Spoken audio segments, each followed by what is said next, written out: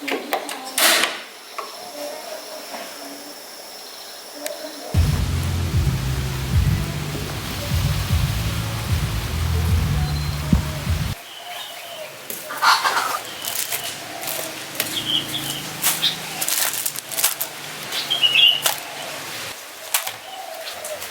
mà sáng giờ nó chưa ăn cái gì Khiêm à? Dạ. Đói coi thử đút sữa cho em nghe chưa?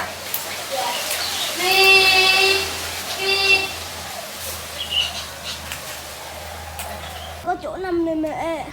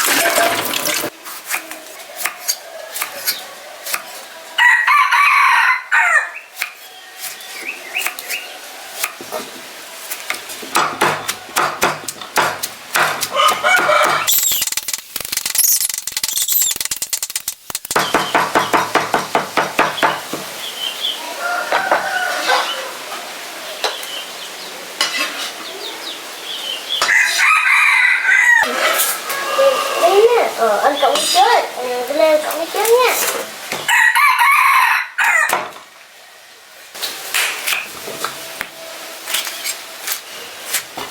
Gặp mày ở bên nào?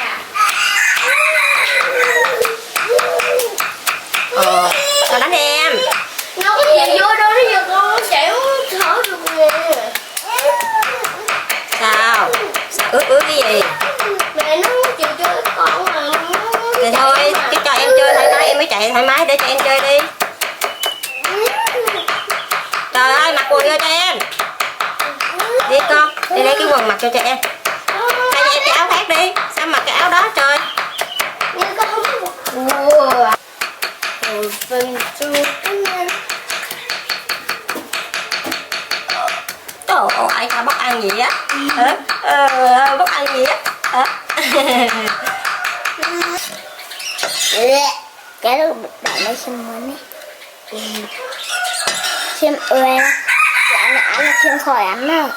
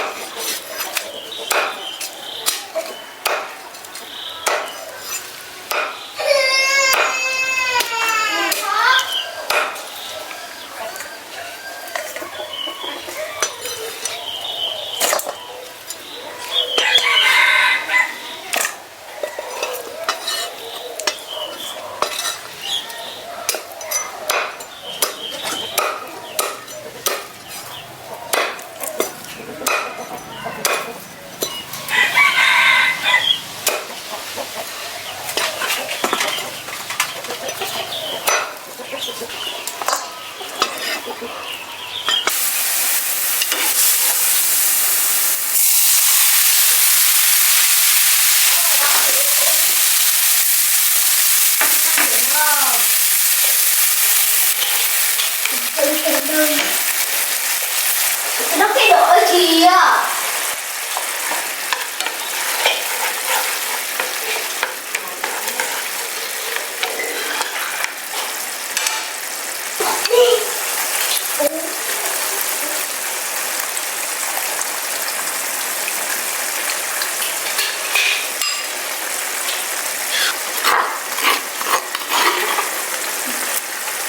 Số một cái gì tóc nối đi.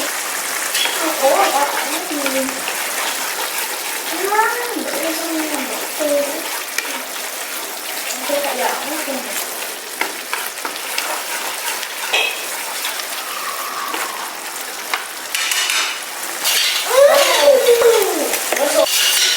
Cái uống gì vậy hả?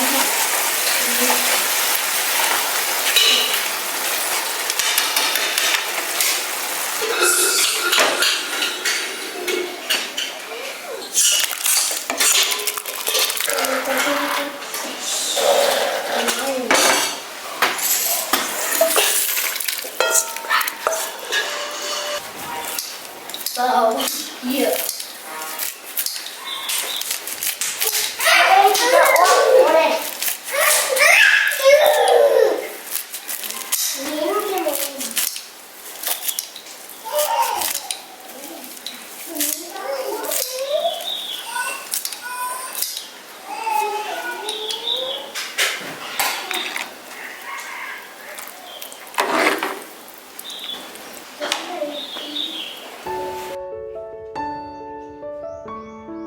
Điều à.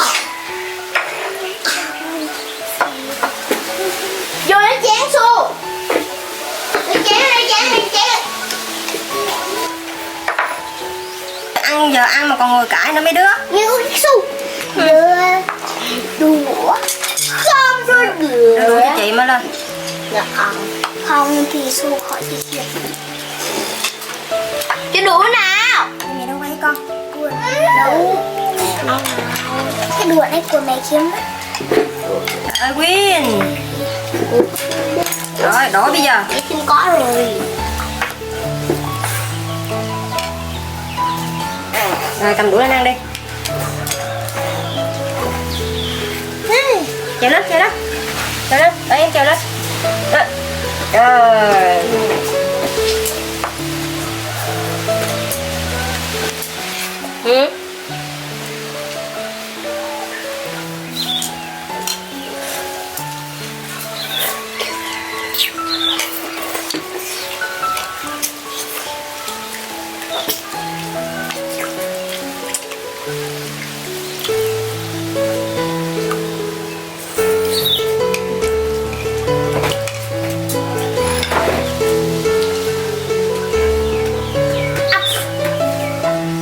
Mẹ con mang cái chai này cũng không có được.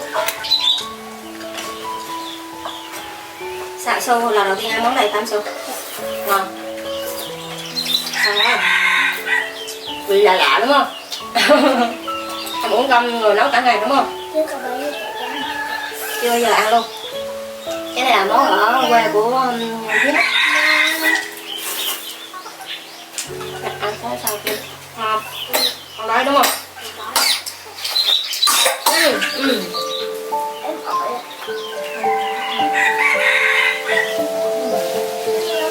hỏi là bây giờ không nằm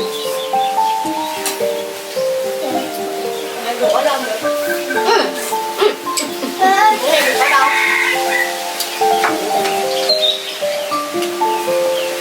Không ăn này.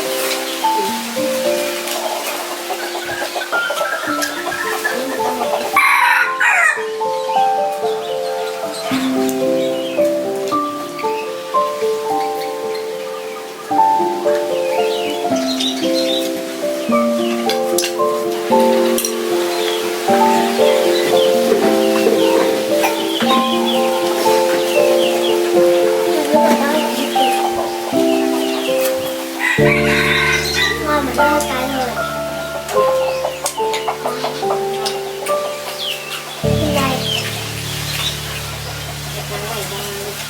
xuống đó. Ra này hôm nay mà biết mẹ có về không, mẹ mà về ra bữa nay bữa cuối cùng ở nhà tiếp. Mà về là không có bữa này ăn đâu. Ăn xong uống thuốc cho xong.